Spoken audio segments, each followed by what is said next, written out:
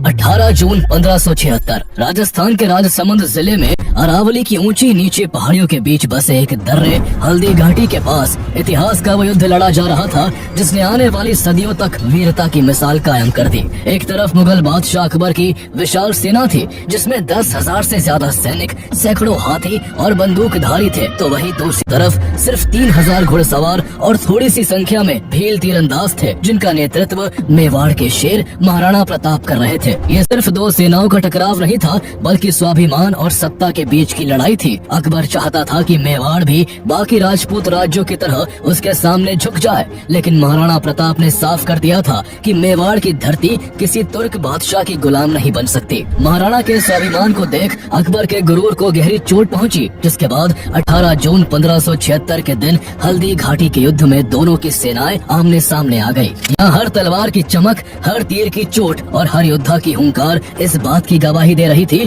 कि राणा की सेना अपनी आखिरी सांस तक धरती माँ की रक्षा करेगी। युद्ध भूमि पर महाराणा प्रताप का घोड़ा चेतक गरज रहा था जिसकी छलांगे दुश्मन की रगों में खून जमा देती थी। जब महाराणा ने चेतक को मान सिंह के हाथी की ओर दौड़ाया और भाले का वार किया तो पूरा मैदान सन्न रह गया। दुश्मन की भीड़ के बीच महाराणा प्रताप ऐसे लड़े मानो कोई इंसान नहीं बल्कि खुद अरावली का शेर कूद पड़ा हो। ये युद्ध इतना भयंकर था कि हल्दी घाटी, जिसका ये नाम उसकी मिट्टी के पीले होने की वजह से पड़ा था, उस दिन ये मिट्टी लहू से लाल हो गई। लेकिन क्या महाराणा प्रताप मुगल बादशाह अकबर की विशाल शक्ति को रोक पाए? चेतक ने अपनी आखिरी सांस तक कैसे राणा की जान बचाई? हल्दी घाटी के बाद किस तरह प्रताप ने गुरिल्ला युद्ध से मुगल सेना को घुटनों पर ला दिया? आइए जानते हैं महाराणा प्रताप की वो अमर गाथा जो आज भी हर भारतीय के दिल में जोश और गर्व की लहर पैदा कर देती है।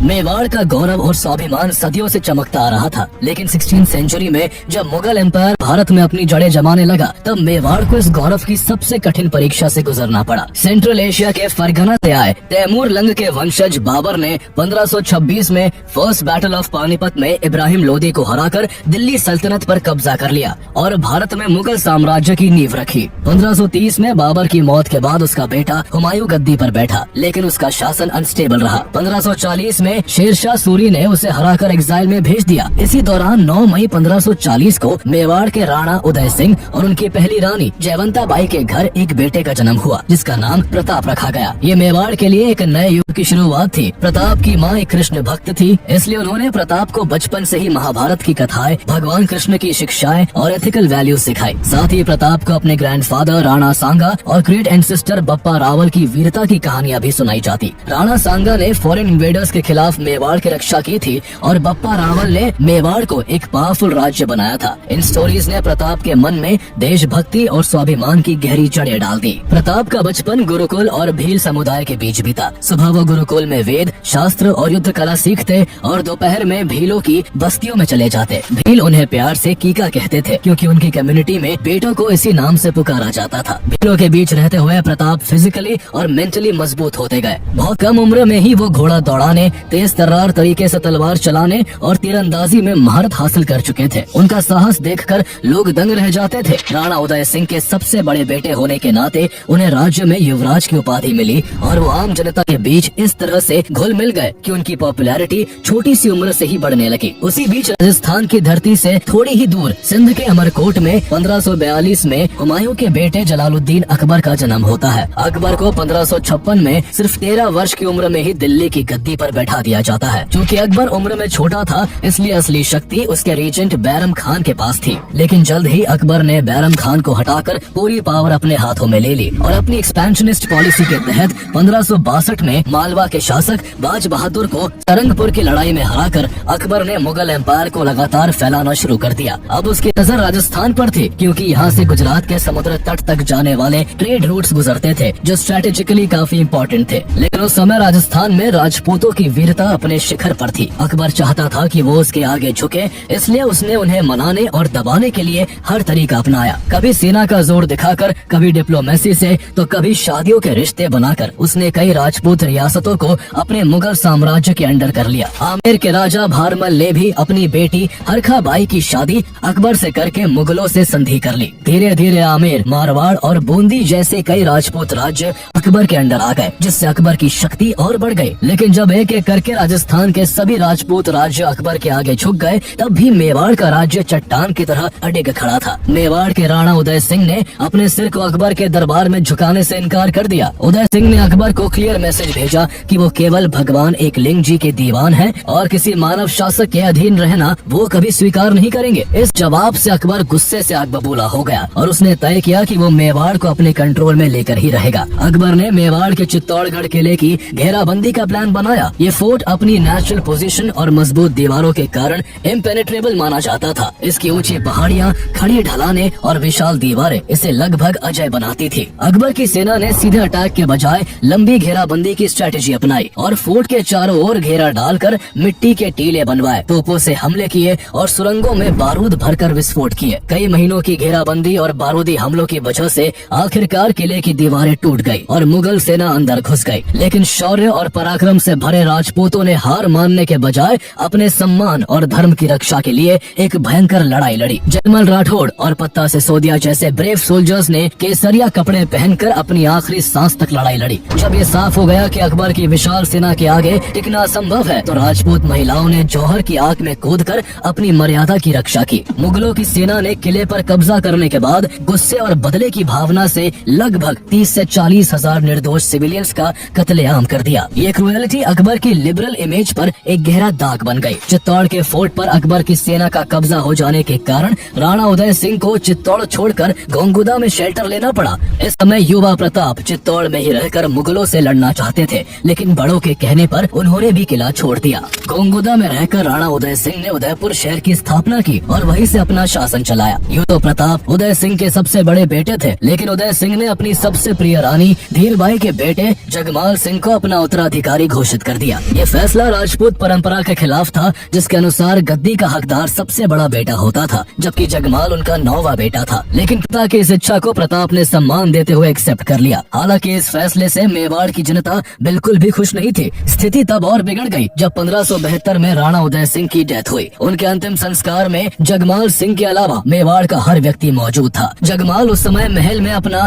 राज्याभिषेक करवा रहा था। जगमाल के इस रिस्पॉन्सिबल बिहेवियर ने सामंतों और जनता को और भड़का दिया। सबकी नजर में प्रताप ही सही उत्तराधिकारी थे, इसलिए सामंतों और सरदारों ने जगमाल को राजगद्दी से हटा दिया और गोगुंदा की पहाड़ियों में मौजूद प्रताप का राज्याभिषेक करते हुए उन्हें मेवाड़ का राणा घोषित कर दिया। राजपूत राज्यों में राजा को राणा कहा जाता था, इसलिए वो प्रताप से अब महाराणा प्रताप बन चुके थे। लेकिन जब महाराणा प्रताप ने सत्ता संभाली तब मेवाड़ की स्थिति बेहद खराब थी। खजाना खाली था, चित्तौड़ सहित मेवाड़ के बड़े हिस्से पर मुगलों का कब्जा था और आसपास के राज्य पहले ही अकबर के अधीन हो चुके थे। चित्तौड़ की हार की टीस महाराणा प्रताप के दिल में कांटे की तरह चुभ रही थी। सत्ता संभालते ही उन्होंने अपने सरदारों को बुलाया और शपथ ली कि मेवाड़ का स्वाभिमान हमेशा ऊंचा होगा। चित्तौड़ के किले पर लहराता मुगल ध्वज मेरे कलेजे को छलनी करता है। मैं शपथ लेता हूँ कि जब तक मेवाड़ को पूरी तरह स्वतंत्र नहीं करवा लेता, मैं राजमहलों में नहीं रहूंगा, पलंग पर नहीं सोऊंगा और सोने चांदी के बर्तनों में भोजन नहीं करूंगा। 7 फीट 5 इंच लंबे और 110 किलो वजन के महाराणा प्रताप के मुंह से शेर की हुंकार की तरह बरसते इन शब्दों ने सरदारों में ऐसा जोश भर दिया कि वो अब किसी से भी टकराने को तैयार थे। इसके बाद महाराणा प्रताप ने सबसे पहले अपने डिफेंसेस मजबूत किए। उन्हें मालूम था कि कभी न कभी मुगलों से युद्ध होना ही है, इसलिए उन्होंने मेवाड़ में 56 और गोड़वाड़ के इलाकों पर अपनी पकड़ मजबूत की और साथ ही अरावली के जंगलों में रहने वाले भीलों से अपने पुराने रिश्ते और गहरे किए। लोहारों को नए हथियार बनाने का जिम्मा सौंपा गया। सरदारों को लगातार युद्ध कला की प्रैक्टिस करवाई गई और जनता में अपनी मातृभूमि के लिए बलिदान की भावना जगाई गई। इस दौरान अकबर को जब महाराणा प्रताप की तैयारियों की खबर मिली तो वो भी हैरान रह गया। वो जानता था कि महाराणा प्रताप बाकी राजपूत राजाओं की तरह आसानी से सरेंडर नहीं करेंगे, इसलिए उसने फोर्सफुल अटैक के बजाय पहले डिप्लोमेसी का सहारा लिया। 1573 में उसने अपने दरबारी जलाल खान कोरची को मेवाड़ भेजा, जिसने महाराणा प्रताप से मुगलों की अधीनता स्वीकार करने की अपील की, लेकिन प्रताप ने साफ इनकार कर दिया। इसके बाद अकबर ने अपने कोर्ट के नवरत्नों में से एक आमेर के राजा मान सिंह को मेवाड़ भेजा। मान सिंह मुगलों के प्रति वफादार था और अकबर का रिश्तेदार भी था। उससे पहले उसके पिता भगवंत दास और अकबर के नवरत्नों में से एक राजा टोडरमल भी अकबर की तरफ से महाराणा प्रताप को मनाने आ चुके थे, मगर सब नाकाम रहे। लेकिन मान सिंह को लगता था कि वो महाराणा प्रताप को अकबर के आगे झुकने के लिए राजी कर लेगा। इसी कोशिश में वो उदयपुर आता है, जहाँ महाराणा प्रताप के पुत्र अमर सिंह उसका भव्य स्वागत करते हैं। उदय सागर झील के पास एक टीले पर मान सिंह के लिए दावत का इंतजाम होता है, जहाँ सोने चांदी की थालियों में खाना परोसा जाता है।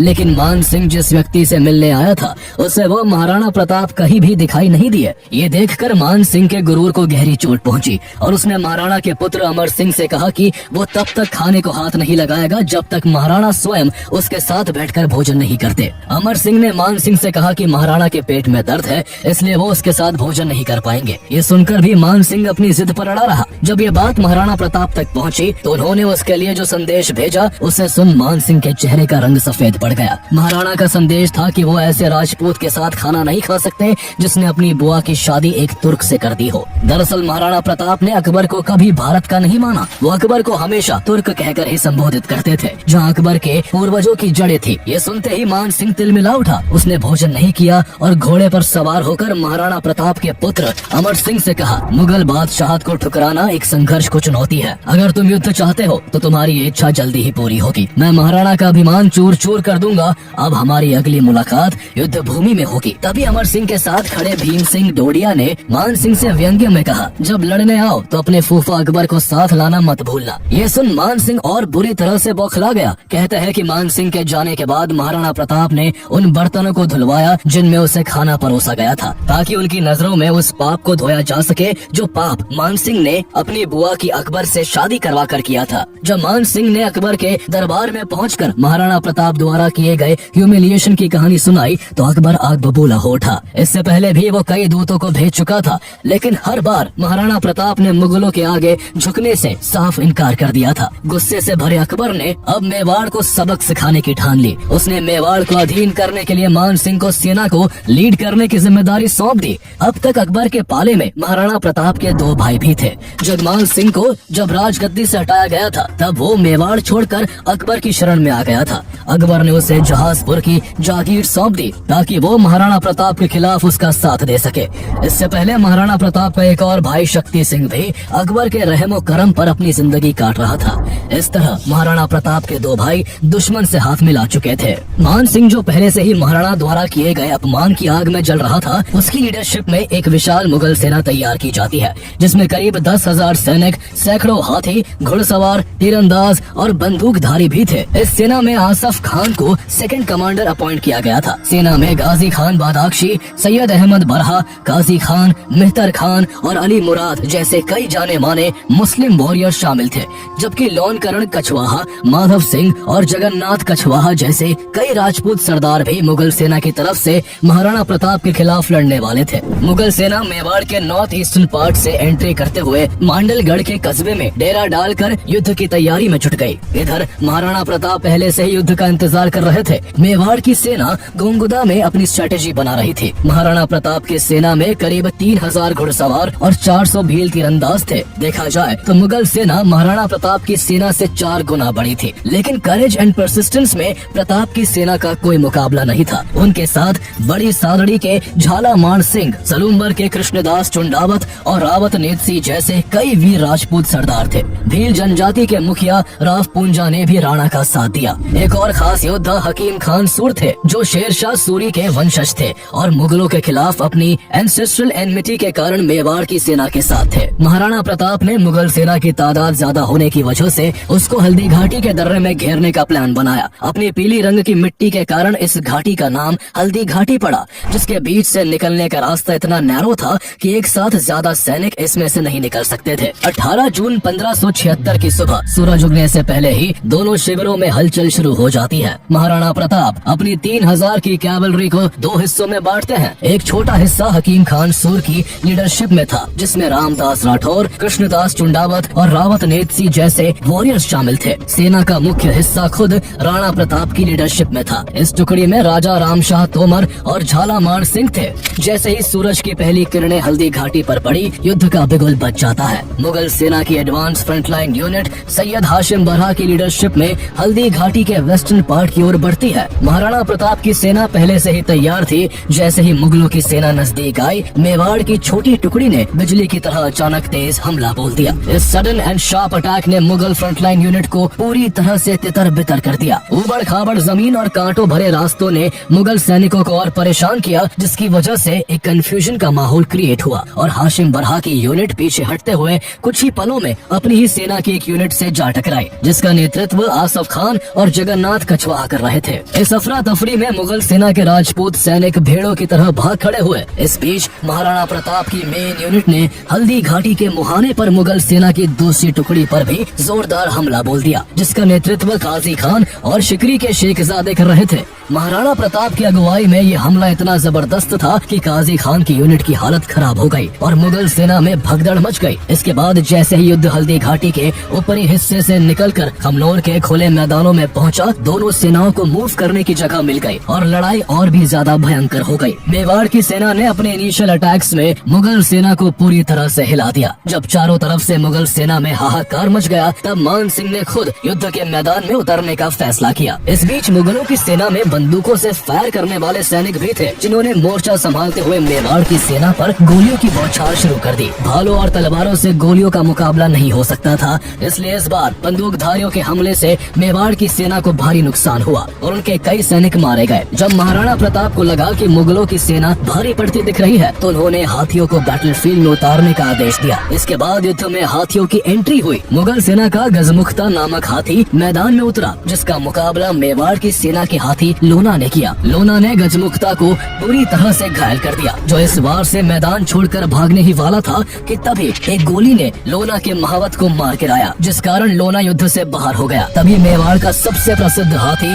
राम प्रसाद युद्ध में शामिल होता है। राम प्रसाद इतना विशाल था कि उसने मुगल सेना में भारी तबाही मचा दी। मुगल सेना के गजराज और रणमंदर नाम के हाथी भी राम प्रसाद के सामने ज्यादा देर तक टिक नहीं पाए, लेकिन तभी एक तीर ने राम प्रसाद के महावत को भी मार गिराया, जिसके बाद मुगल सेना ने राम प्रसाद को पकड़ लिया। ये इस युद्ध में मुगलों को मिली सबसे बड़ी सफलता थी। इस हाथी को बाद में अकबर को तोहफे में पेश किया गया, जिसके किस्से अकबर ने कई बार सुने थे। अकबर ने उसका नाम बदलकर राम प्रसाद से पीर प्रसाद कर दिया और उसे खाने के लिए एक से बढ़िया एक चीजें दी। लेकिन इस हाथी की वफादारी महाराणा प्रताप के लिए ऐसी थी कि उसने हर स्वादिष्ट खाने को ठुकरा दिया और मुगलों का खाना पानी लिए बिना ही 18 दिन बाद राम प्रसाद की मृत्यु हो गई। राम प्रसाद के पकड़े जाने के बाद महाराणा प्रताप की तलवार पहले से भी ज्यादा चमकने लगती है। अपने प्रिय घोड़े चेतक पर सवार होकर वो मुगल सेना के बीच ऐसे लड़ रहे थे जैसे कोई बिजली कड़क रही हो। उनकी तलवार जिधर घूमती दुश्मनों के सिर धड़ से अलग हो जाते। इस बीच उनके बहादुर सरदार भीम सिंह ढोडिया ने दूर से मुगल सेनापति मान सिंह को देखा, जो अपने हाथी पर बैठा युद्ध का नेतृत्व कर रहा था। भीम सिंह ने एक पल भी नहीं सोचा और मान सिंह की तरफ अपनी पूरी ताकत से भाला फेंका। भाला अपनी दिशा से थोड़ा चूक गया और मान सिंह बाल बाल बच गया। इसी बीच मुगल सोल्जर्स ने भीम सिंह को घेर लिया। अकेले होते हुए भी सरदार भीम सिंह ढोडिया ने एक साथ सैकड़ों मुगल योद्धाओं से मुकाबला किया और दर्जनों मुगल सैनिकों को मिट्टी में मिलाकर वीरता से लड़ते हुए रणभूमि में अपनी जान की आहुति दे दी। भीम सिंह को गिरते हुए देखकर महाराणा प्रताप का क्रोध चरम पर पहुंच जाता है। उनकी आंखों में मान सिंह के लिए प्रतिशोध की ज्वाला भड़क उठी और वो अपने घोड़े चेतक को सीधा मान सिंह के हाथी की ओर मोड़ देते हैं। जब राणा का युद्ध घोष जय एकलिंग नाथ पूरे युद्ध के शोर को चीरता हुआ मान सिंह के कानों तक पहुंचा, तो उसकी आत्मा थर्रा उठी। चेतक ने ऐसी रफ्तार पकड़ी कि कोई भी उसे रोक नहीं सका। तलवारों, भालों और तीरों की बौछार के बीच चेतक मान सिंह के हाथी तक पहुंच गया और एक बड़ी छलांग मारते हुए चेतक ने अपने अगले पैर हाथी के दांतों पर रख दिए। इसी पल महाराणा प्रताप ने अपने लंबे भाले से मान सिंह पर जोरदार वार किया। भाला महावत को भेदता हुआ हाथी के हौदे से जा टकराया, जिसमें मान सिंह छिपा हुआ था। महावत तुरंत मारा गया और हाथी बेकाबू होकर मुगल सेना के बीच भागने लगा। हाथी को बेकाबू होता देख महाराणा प्रताप को लगा कि भाले की चोट से मान सिंह भी मर गया होगा, इसलिए वो उसे छोड़कर पीछे हट गए। लेकिन ये इस युद्ध का टर्निंग पॉइंट था। अगर यहाँ मान सिंह मारा जाता तो युद्ध यही खत्म हो सकता था, लेकिन वो किस्मत से बच गया था। इस दौरान महाराणा प्रताप के घोड़े चेतक का पैर काफी जख्मी हो गया था, क्योंकि चेतक जब मान सिंह के हाथी की सूंड पर चढ़ा था तब उसकी सूंड पर तलवार बंधी थी, जिसकी तेज धार ने चेतक के पैर को घायल कर दिया था। इस बीच राजा रामशाह तोमर ने भी राणा की रक्षा में अपनी जान दे दी। वो लगातार राणा के सामने एक ढाल बनकर लड़े और मुगल सेना के हमलों को रोकते रहे। उनके तीनों बेटों ने भी अपने पिता के साथ वीरता से लड़ते हुए अपनी जान का बलिदान दे दिया। ऐसे ही ब्रेव वॉरियर्स के कारण अभी तक महाराणा प्रताप की सेना हर मोर्चे पर मुगल सेना से काफी आगे थी। मुगल सैनिक तादाद में ज्यादा होने के बाद भी मेवाड़ की सेना के आगे ढेर हो रहे थे। साफ था कि महाराणा प्रताप और उनकी सेना अपने स्वाभिमान और अपनी मातृभूमि की रक्षा के लिए जंग लड़ रही थी, इसलिए उनके हर वार में एक जोश भरा हुआ था। वही मुगल सेना अपने बादशाह बादशाह के लालच और विस्तारवादी नीति के कारण युद्ध में थी, जिस वजह से उनका मनोबल राणा की बहादुर सेना के आगे टूटता जा रहा था। इस जगह की कड़ाके की धूप और प्यास से मुगल सेना का हाल और भी बुरा हो चुका था, जबकि मेवाड़ की सेना इस गर्मी की आदी थी। इन सब कारणों से मुगल सेना युद्ध भूमि छोड़कर भागने लगी। ऐसे में युद्ध को हारता देख मेहतर खान, जो बनास नदी के पास मुगल सेना की पिछली टुकड़ी के साथ था, वो एक चालाकी भरी चाल चलता है। वो नगाड़े बजवाकर ये झूठी खबर फैलाता है कि खुद बादशाह अकबर अपनी विशाल सेना के साथ युद्ध में शामिल होने आ रहे हैं। इस खबर ने मुगल सेना में नया जोश भर दिया और जो सैनिक भाग रहे थे वो वापस लौटने लगे। इस झूठी खबर को सच मानकर महाराणा प्रताप की सेना, जो पहले से ही संख्या में कम थी, उसको लगने लगा कि अगर अकबर की अतिरिक्त सेना आ गई तो उनका और भी ज्यादा नुकसान होगा। ऐसे में महाराणा प्रताप के साथी सरदारों ने उनसे अपील की कि वो खुद जंग से बाहर निकल जाए ताकि वो आगे लड़ाई जारी रख सके। ये एक टैक्टिकल रिट्रीट था, इसलिए अपने सरदारों के कई बार कहने पर महाराणा प्रताप पीछे हटने को तैयार हो गए। महाराणा के जंग से बाहर निकलने के लिए मुगल सेना का ध्यान भटकाना जरूरी था। तब युद्ध के मैदान में एक पुराना इतिहास दोहराया जाता है, खानवा का युद्ध, जो 1527 में मुगल बादशाह बाबर और महाराणा प्रताप के दादा राणा सांगा के बीच लड़ा गया था। उसमें झाला अज्जा ने राणा सांगा का भेष धरकर लड़ाई लड़ी थी ताकि राणा सांगा की जान बचाई जा सके। ऐसा ही कुछ हल्दी घाटी की लड़ाई में भी हुआ। महाराणा प्रताप को सेफली बाहर निकालने के लिए झाला मान सिंह ने उनका शाही छत्र लिया और खुद जंग में कूद पड़े। गौर करने की बात यह है कि राणा सांगा की जान बचाने वाले झाला अज्जा इन्हीं झाला मान सिंह के पूर्वज थे। झाला मान सिंह महाराणा प्रताप के रूप में ढलकर मुगल सेना के बीच में काफी अंदर तक घुस गए और अपने साथियों के साथ अंत तक लड़ते हुए वीर गति को प्राप्त हो गए। उनकी इस बहादुरी और बलिदान ने महाराणा प्रताप और उनके कई सैनिकों को सेफली निकलने का मौका दे दिया था। राणा अपने वफादार घोड़े चेतक पर सवार होकर युद्ध के मैदान से निकल गए। चेतक पहले ही मान सिंह के हाथी की सूंड में लगी तलवार से बुरी तरह से घायल हो चुका था। इसके बावजूद जब भागते हुए चेतक के रास्ते में एक बेहद चौड़ी खाई आई, तब उसने एक जोर की छलांग लगाकर उसे भी पार कर लिया और अपनी आखिरी सांस त्यागने से पहले महाराणा को सुरक्षित पहाड़ियों तक पहुंचा दिया। कभी दुश्मनों के आगे हार न मानने वाले और कभी भी कमजोर न पड़ने वाले महाराणा प्रताप चेतक को मृत देख उसके ऊपर सिर रखकर रोने लगे। बाद में उन्होंने चेतक की याद में एक स्मारक बनवाया जहां उसकी मृत्यु हुई थी। मान सिंह और उसकी सेना महाराणा प्रताप से इतनी डरी हुई थी कि उन्होंने मेवाड़ की सेना का पहाड़ियों में पीछा करने की हिम्मत नहीं की। उन्हें डर था कि महाराणा की सेना पहाड़ियों में छिपकर अचानक हमला कर सकती है। अगले दिन गोंगुदा में मान सिंह और अन्य सरदारों ने डीप ट्रेंचेस खोदी और ऊंची दीवारें बनवाई ताकि राणा की सेना दोबारा हमला न कर सके। इसके बावजूद प्रताप ने गोंगुदा किले की रसद रुकवा दी, जिस वजह से किले पर तैनात मुगल सेना को खाने के लाले पड़ गए। नौबत यहाँ तक आ गई कि मुगल सैनिकों को भोजन के लिए अपने घायल घोड़ों को मारकर खाना पड़ा। महाराणा प्रताप को भले ही आगे के युद्ध के लिए कुछ कदम पीछे हटना पड़ा था, लेकिन उन्होंने अकबर के मंसूबों को नाकाम कर दिया था। अकबर का मकसद महाराणा प्रताप को जिंदा पकड़ना और मेवाड़ को मुगल साम्राज्य में मिलाने का था, लेकिन दोनों ही उद्देश्यों में अकबर की सेना नाकाम रही। इस वजह से अकबर इतना नाराज था कि जब मुगल सेना का सेनापति मान सिंह युद्ध के बाद अकबर के दरबार में पहुंचा तो नाराज अकबर ने उसके लिए अपने दरवाजे बंद कर दिए। अकबर ने इस लड़ाई के बाकी जनरलों आसफ खान और काजी खान को भी काफी समय तक अपने दरबार में बैठने तक नहीं दिया। इससे साफ होता है कि अकबर हल्दी घाटी युद्ध के परिणाम से बिल्कुल भी खुश नहीं था। इधर महाराणा प्रताप खुद को और भी स्ट्रॉन्ग करने में लगे हुए थे। इस बीच उन्होंने लड़ाई लड़ने की अपनी स्ट्रेटेजी भी चेंज की। उनकी सेना को गोरिल्ला वॉरफेयर में महारत हासिल थी, इसलिए मुगलों से डायरेक्ट कॉन्फ्रंटेशन की जगह इसी के तहत उन्होंने अपने हमले जारी रखे। लोकल भीलों की मदद से महाराणा प्रताप गोरिल्ला युद्ध करने लगे। वो मुगलों पर घात लगाकर हमला करते और फिर जंगलों में गायब हो जाते। ऐसा लगता था कि महाराणा प्रताप 100 जगह एक साथ खड़े हैं। इससे अकबर की सेना का मनोबल टूटने लगा। मुगलों को इतना भय हो गया था कि उन्हें मालूम ही नहीं था कि उन पर कब और कहां से हमला हो जाए। गोरिल्ला युद्ध के कारण मेवाड़ को जीतने निकली मुगल सेना खुद मेवाड़ में कैद होकर रह गई थी। लेकिन महाराणा प्रताप तब तक चैन की सांस नहीं लेने वाले थे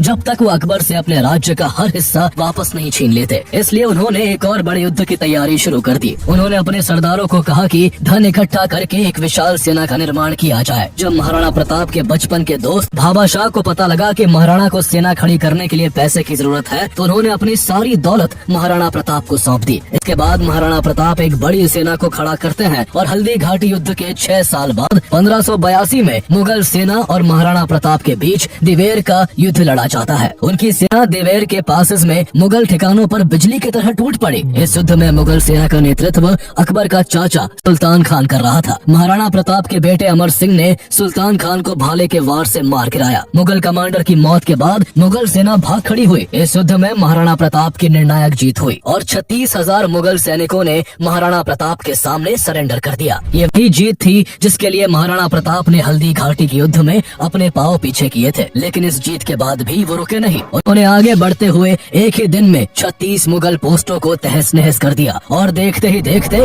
राणा की सेना ने कुंभलगढ़, गोगुंदा और उदयपुर को भी वापस जीत लिया। इस दौरान महाराणा प्रताप का मुकाबला अकबर के सेनापति बहलोल खां से भी हुआ था। उसके बारे में कहा जाता था कि वो कभी कोई जंग नहीं हारा था, साथ ही वो इतना जालिम था कि वो लोगों को दर्दनाक तरीके से मारता था। युद्ध में जब बहलोल खां का महाराणा प्रताप से सामना हुआ तो वो थोड़ी देर भी उनके सामने नहीं टिक सका। महाराणा प्रताप ने बहलोल को एक ही वार में चीर दिया। कहा जाता है कि ये वार ऐसा था कि बहलोल उसके घोड़े सहित 2 हिस्सों में बट गया। देवेर की हार से बौखलाए अकबर ने 1584 में राणा को हराने की आखिरी कोशिश की। उसने जगन्नाथ कछवाहा को प्रताप को बंदी बनाने के लिए भेजा, लेकिन वो बुरी तरह से पराजित हुआ और प्रताप से माफी मांगकर हर्जाना देकर लौटा। अकबर अब ये मान चुका था कि वो इस शेर को कभी कैद नहीं कर पाएगा, इसलिए उसने महाराणा प्रताप को अकेला छोड़ना ही बेहतर समझा। 1585 के बाद मुगल सेना का ध्यान नॉर्थ वेस्ट की ओर चला गया, जिसका फायदा उठाकर महाराणा प्रताप ने मेवाड़ के ज्यादातर हिस्सों को वापस जीत लिया और चावंड को उन्होंने अपनी नई कैपिटल बना लिया। महाराणा प्रताप मान सिंह को सबक सिखाना चाहते थे, इसलिए उन्होंने अपने बेटे अमर सिंह को सेना के साथ आमेर के मालपुरा पर अटैक करने के लिए भेजा। जल्द ही अमर सिंह की सेना ने मान सिंह की सेना को हराकर उसकी बेशुमार दौलत पर कब्जा कर लिया। इसके बाद अगले 12 सालों तक महाराणा प्रताप ने मेवाड़ पर ऐसा शासन किया कि राज्य की खोई हुई चमक वापस लौट आई। लेकिन 1597 में 56 साल की उम्र में जब महाराणा प्रताप शिकार पर निकले थे, उस समय उन्हें चोट लगी जिससे वो कभी उबर नहीं पाए और उनकी मृत्यु हो गई। उनके निधन से एक युग का अंत हो गया। कहते हैं कि जब उनकी मौत की खबर अकबर को लाहौर में उसके दरबार में दी गई तो वो भी अपने सबसे बहादुर दुश्मन को याद करके रो पड़ा। उस समय राजस्थान के एक मशहूर कवि दुर्सा आड़ा भी अकबर के दरबार में मौजूद थे। उन्होंने उस समय महाराणा प्रताप की मौत की खबर मिलने पर जो कविता लिखी उसका सार था, तुमने कभी अपने घोड़े पर शाही दाग नहीं लगने दिया, तुमने अपनी पगड़ी कभी नहीं झुकाई, तुमने अपने घोड़े पर शाही मोहर नहीं लगने दी, तुम कभी नवरोज में बादशाह से मिलने नहीं आए। आज जब तुम्हारी मृत्यु का समाचार दरबार में आया है, देखो बादशाह का सिर झुक गया है और उसकी आंख से आंसू बह निकले हैं। तुम जीत गए प्रताप। अकबर ने कविता सुनने के बाद दुर्सा आड़ा को इनाम दिया था। इस तरह मृत्यु के बाद भी महाराणा प्रताप अपने दुश्मन से जीत गए थे और वो अपने साहस और वीरता के चलते हमेशा हमेशा के लिए अमर हो गए। उनके बाद उनके बेटे अमर सिंह मेवाड़ के राणा बने। शुरू के करीब 2 दशकों तक उन्होंने भी मुगलों से लड़ाई जारी रखी, लेकिन लंबे संघर्ष के बाद 1615 में उन्होंने मुगलों से समझौता कर लिया, जिसमें चित्तौड़गढ़ वापस मेवाड़ को लौटा दिया गया और ये तय हुआ कि मेवाड़ भले ही मुगलों के अधीन रहेगा, लेकिन उसके महाराणा कभी भी मुगल दरबार में पेश नहीं होंगे।